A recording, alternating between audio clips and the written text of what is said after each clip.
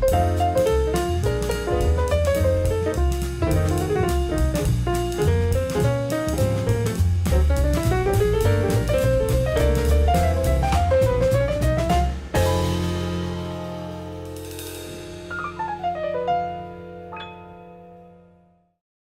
this is Matthew. This is Andrea. And today we have a special Andrea-centric video. That sounds weird when he says it like that, but okay. Yeah, it does. Yeah. So, Andrea, you went to BroadwayCon 2019 recently. I did. And she's going to tell us all about it, because I wasn't there, so to me, this is all new. Yeah, well, maybe if you'd gotten a ticket, you would have been able to go. Well, maybe next year. You better. So this was your 4th year going, and this is the 4th edition of BroadwayCon. Yes, I've gone every year. You know, what's up, my BlizzardCon people? Woo! BlizzardCon! You don't know what I'm talking about. Okay, so 4 years ago, New York had a massive, crazy blizzard. It was during BroadwayCon. And it was crazy because a lot of people actually got stranded at the Hilton, where it was for the first year. They got stranded, and then some of the performers were incredible, and they stuck around, and they would perform late into the night. From what I understood, Krista Rodriguez in particular, she did like her own show. Basically, she gave a concert. They created the Blizzard Party line, where they called up, you know, like Anthony Rapp and the other people were calling their friends, their famous buddies. You know, they'd put them up and they'd say stuff. From what I understand, Patti LuPone still owes us pizza.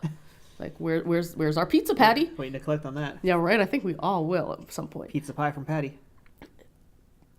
Yes. Yeah. Exactly. So, and you mentioned that the first one was at the Hilton. Yes. And then the second one was then moved to the Javits, is that correct? Yes, the second and the third were moved to the Javits, and this year we went back home to the Hilton. So let's talk about that first then, since this is, in a way, they're taking steps backwards in terms of location, because the Javits is, now granted they weren't in like the Comic-Con of the Javits, you know, no. it was in just like one room of the We Javits, actually shared the space with 2 other shows, the boat show and the travel show. So now that you are back in the Hilton, and we don't know what next year is going to be, whether that's going to be the Hilton or the Javits, how did that affect the con? Since this year being year 4, I assume there's still a lot of people coming, if not more people than there's been in previous years. So how did that affect things? Actually, I think it was better.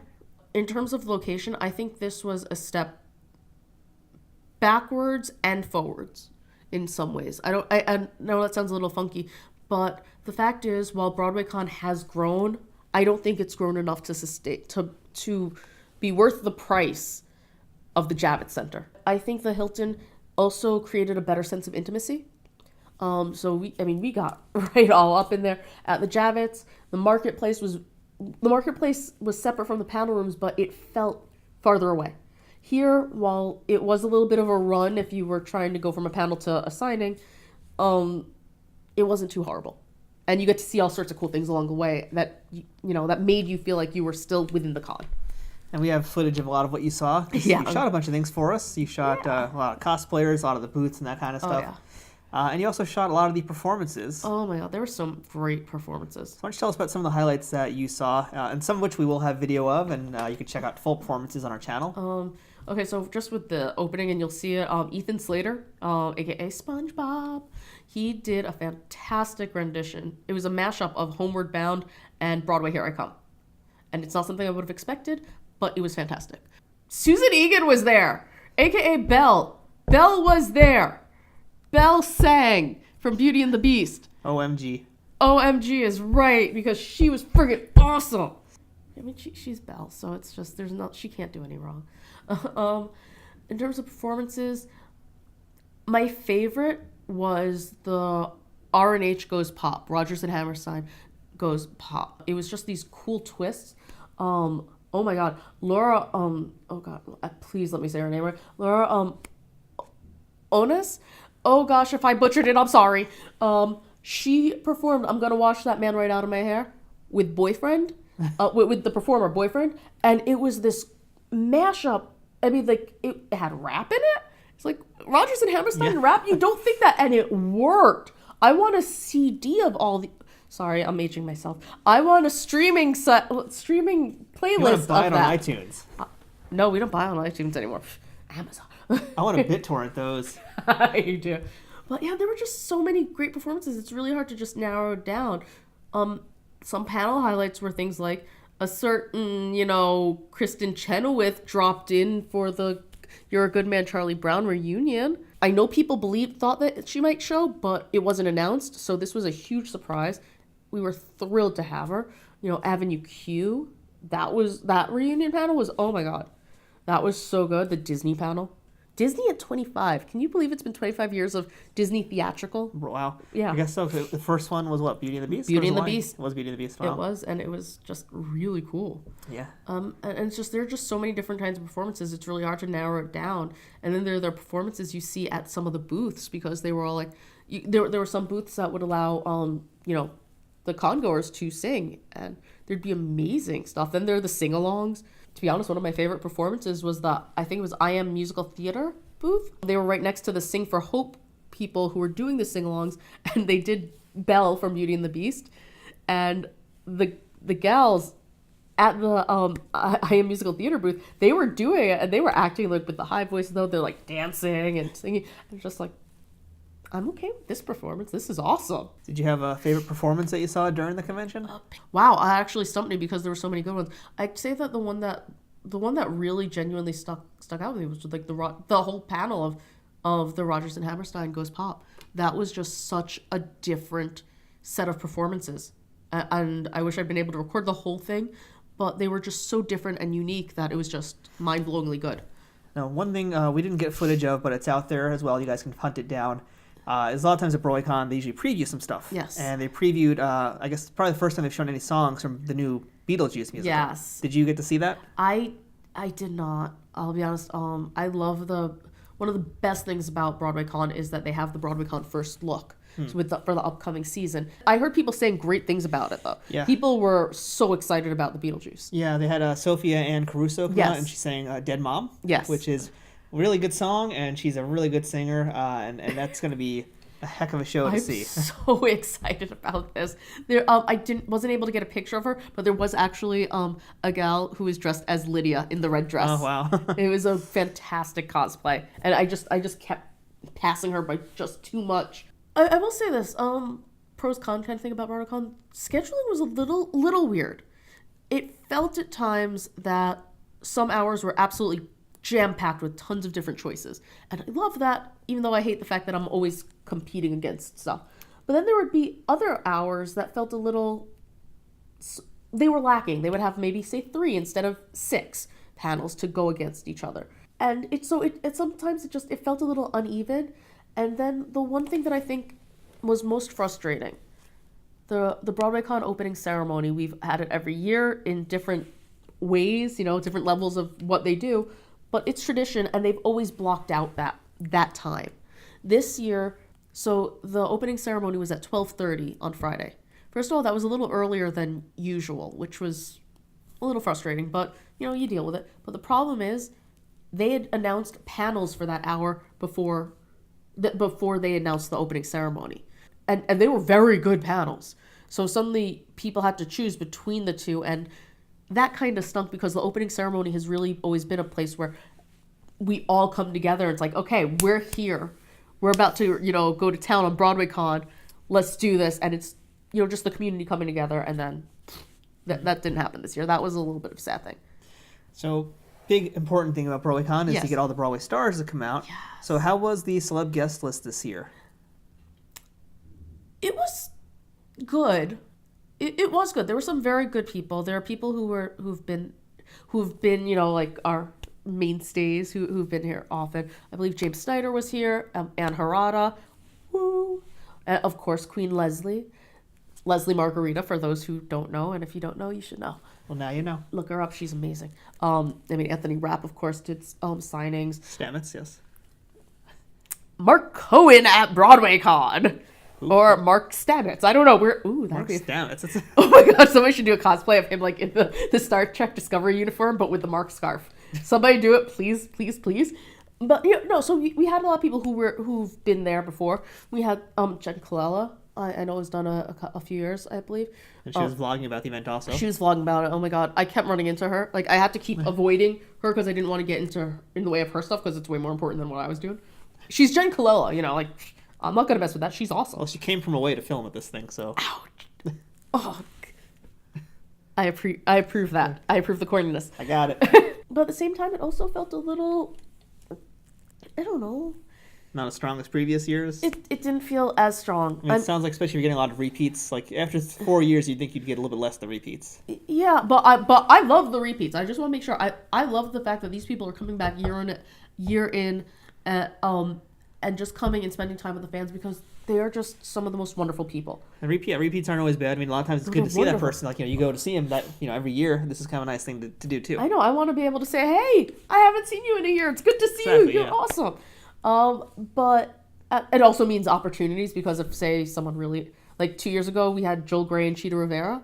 And of course, I picked those as two of my opportunities. But the cool thing about that is, so I wouldn't necessarily be able to say, yeah, Leslie Margarita. But this year I was able to get Leslie, finally. Yeah. But yeah, no, it felt a little more low-key than usual. There were a couple of new names, like Andrew Reynolds was there.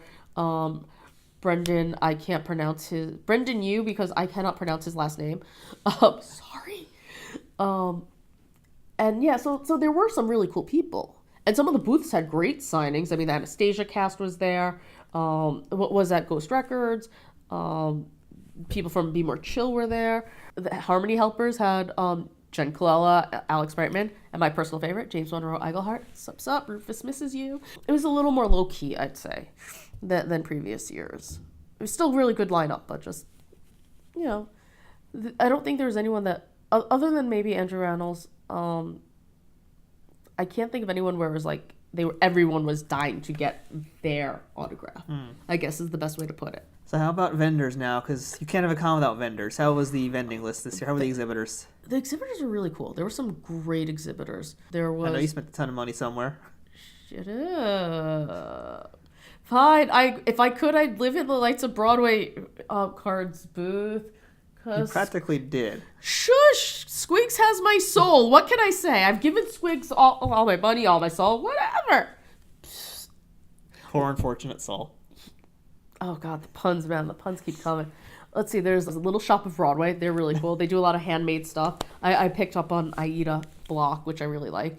Oh, God, there's Broadway Goes Pop. She does, like, pins, and she actually customizes pops as Broadway figures. Oh, that's cool. And she's raffling them off. There were stickers and buttons and pins. It was great. Oh, God, there's the dude who has the fandom running club. There are just a lot of really fun, interesting, crafty people. People who are knitting Broadway dolls. There's the Lego brick dude. So because not really, as opposed to like a Comic-Con where you buy toys and comics and figures, it sounds like this is a lot more handmade crafts. It's sort of a mix. There's also a lot of schools there and camp programs. Ripley Greer Studios, which is a rehearsal space, they were there. Some shows are showing off. Some, are doing merchandise or just activities. But in previous years, there was a noticeable lack of people selling plays. Mm-hmm. In previous years, I understand why Drama Bookshop couldn't be there, but gosh, what was it? There's like dramatist service or people do stand in French. I don't know. Some other people, play distribution people, they've been selling every year except this year, and that I really did feel the loss. To be honest, there's a reason why Squigs got so much of my money, because I didn't have plays to buy, so I spent it all on Lights of Broadway cards. Speaking of, man, well, this isn't even all of what I bought. Show them your shame. This isn't shame. This is just the new season, and this isn't all I bought. My shame would be showing you the other ones I bought. Yeah. I bought a lot. We've done a few reviews of Lights of Broadway, and we're going to do one as well of these Autumn 2018 cards. But yeah, you had your fun. I had my fun, but seriously, it was great. This year, it was 2 levels. My biggest complaint about the marketplace, honestly, was that there was some dead space in the back, and they didn't try filling it with chairs and tables for people to sit at. Oh, yeah, they could have made a relaxed spot. Yeah, they did that last year at the Javits Center in the marketplace. And I thought that was brilliant, because it kept you on the floor, kept you engaged with more people. Like, all sorts of fun activities happened. But, what can you do? But at the same time, there was just so much cool stuff happening. Like, really, the 2 floors they were needed. I got a lot of fun merch, like a lot of fun little tchotchke things, but they were things that made me happy. So, if you could change anything about the con for next year, for the 5th edition, what would you change? Oof. better communication in the beginning. That's been a serious lack, where we just don't find out when things are happening and we expect them, because that's what Mischief Management has done. Like, they've had us prepped for, you're going to get a few weeks to decide on your workshops. What workshops you're going to try to apply for. You get a few weeks to decide who you want to sign up for to get for the lottery or for your guaranteed autographs and photographs. This year it was a smaller time frame, and we weren't really given a reason why, and we weren't really told about that. So a lot of us were wondering in the group. We're just like, are we ever going to hear about it? Or group meaning the Facebook yes, group? we have an unofficial Facebook group, BroadwayCon 2020. Woo-woo. So there's been a little bit of some communication issues. That's been every year. There's been some kind of communication issue, but this year we were definitely feeling it. There were 2 apps this year, which was a nightmare. I'm not going to go into the full rant on that. They have 2 separate apps. They started off with one app, and then like a week or 2 before BroadwayCon, they announced there's going to be an official app coming out. It's like, what? And then the official app came out like maybe a week before BroadwayCon or less than. And what's worse is, first of all, Android came out first, and then for iOS, you had to have iOS 12 and up. Oh, that's annoying. That was extremely annoying because like I haven't upgraded yet because I know that there's still some bugs involving like data slowing down with the newer iOS, and I didn't want to upgrade, so I was using the older app, and they weren't fully updating that because I found out they added a panel like during con on Sunday. It was just like, which is bizarre. Yeah. So I think that would be my biggest. Those would be the biggest things that I would want changed. I miss the Gold Pass Lounge, in all honesty. This year is only for the Platinum. Because you've had several different types of badge as well since you've been there. I've had like the super duper one. No, year 1 I had the General Pass. It was the year 1 was year one was the General Pass, and that was just cool pass. Year 2, however, was the Gold Pass, which was at the time it was the only other tier you could go, and it was the VIP level, which was great. And then year 3 they introduced the Platinum Pass, which was holy amazeballs. That's like everything, but it's also for a much higher price point, so they get everything. Yeah. And so the Gold Pass was sort of in the middle, but it's still very pricey. And then same, I did Gold Pass this year, and there were a few less perks, and so it just was a little. It was a little weird, to be honest, especially when a place like the Hilton, to take away the lounge really stunk because there was so little seating. You know, I ended up finding the quiet room, which was amazing, and that would be where I'd go to recharge. But to be honest, I felt far away from everything, and that part kind of stunk. There is one really cool thing that I will say about the Hilton, having it back at the Hilton. And this is something a lot of people like, and I'm hoping the performers and the guests like too. They got to walk the floor more, and we got to see them more. Oh, that's fun. That was the best, because at the Javits, there's all these backstage areas where everybody's pulled through. So, you know, they're racing, it's bigger, it's crazier. But at the Hilton, like, I saw John Bolton from Anastasia going down the escalator. You could say you saw him bolting down the escalator. Oof, no, I can't, because he was calmly taking it. It's all right, I said it for you. Yeah.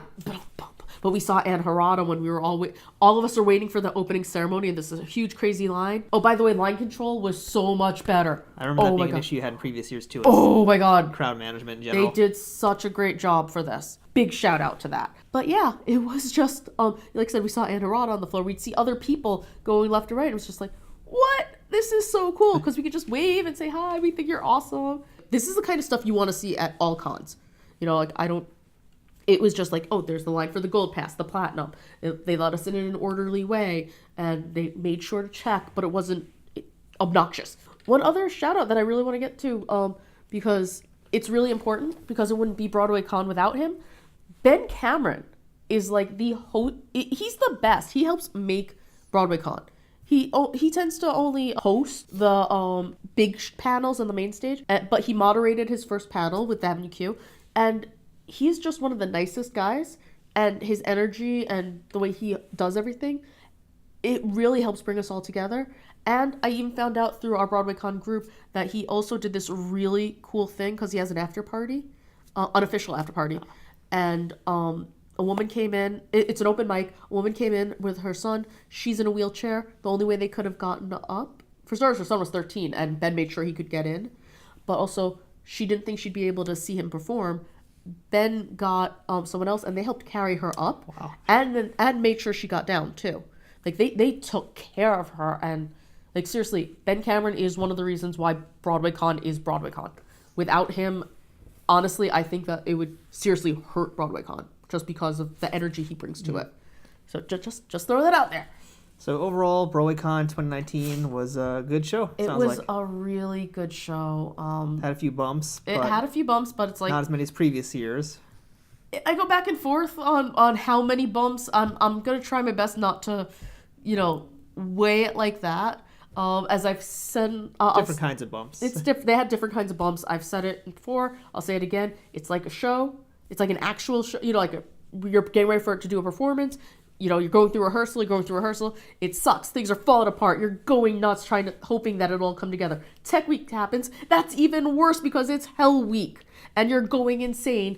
And then, boom, showtime, and it works. You don't know how it all came together. It just came together, and bumps aside, it was great. And I'm still kind of riding the high because this is like the best. And 2020 is going to be awesome. I'm assuming Mischief Management is going to come up with something really cool to help celebrate 5 years. I know the BroadwayCon group, we're talking about seeing if there's anything, like especially for us, for the OG team, we're talking about maybe doing meetups or something. It's just going to be a good year. Maybe that'll be the first year I get to finally go to it. You better. Like, really, you need to come. I was busy getting your tickets every year, so maybe next year. I got last year and this year. You got the first 3. I'm still suffering for the first 3. But I am eternally grateful for you helping me get to BroadwayCon because this is one of the most special cons that I have ever been to. I just wanted to get you saying on a camera. I know. And you can hold that over me forever because my gratitude for this, no matter what happens down the road or how pissed I may ever get at you, I will never not be grateful to you for this. Oh, you. It is true, because this was just one of the best things that could ever happen to a gal. Seriously, because BroadwayCon, awesome. Also, ribbons. If you're going to go to BroadwayCon for the first year, be prepared for ribbons. Apparently, ribbon trading is a hot thing. It's awesome. Bring candy, bring ribbons. Just, you want your ribbons. The candy is for trading for ribbons if you don't have ribbons. Yes, some people don't trade for candy, but a lot of people will just give it to you. Sometimes they like that extra boost, but some people trade only for them. But yeah, candy it's good helps. To have candy in general. Yeah, that's it. Yeah. All right, so that's BroadwayCon, and it's coming again next year in January. We don't have an official date yet, so we just know January, I think. Usually it's January, so we're hoping it's January again. The location isn't confirmed either. Nope, but I'm really hoping it's the Hilton or something similar, not the Javits. So yeah, go to BroadwayCon.com if you want to stay up to date on what's coming up next. There's a long time to go, but things move quick. Yeah, trust me. Tickets went on sale in April last year. And they go fast. Oh, yeah. So, all right, well, I'm Matthew. I'm Andrea. And she's still on her BroadwayCon high. Oh, yeah. And make sure to check out all of our BroadwayCon video footage, because we got a whole bunch of stuff. We got a lot of performances. We got some panel highlights, some cosplay stuff. So if you want to see everything, all the B-roll that you saw here, if you want to see all that in extended format, just look at our BroadwayCon 2019 playlist. Also, he's going to include my Instagram down below, because I may have gone on a little adventure with a little buddy of mine at BroadwayCon. And if you want to see that, you got to go to my Insta for it. So give her a follow. You don't have to give me a follow, but... Give her a follow. What's wrong with you? Why aren't you following yet? You don't have to give me a follow, but if you want to check it out, we'll have the link below. All right, so we'll see you guys next time for all sorts of other Broadway and non-Broadway things, because that's what we do here. Yeah, we got some cards to open now. All right, let's go open some cards. See you guys later. Bye.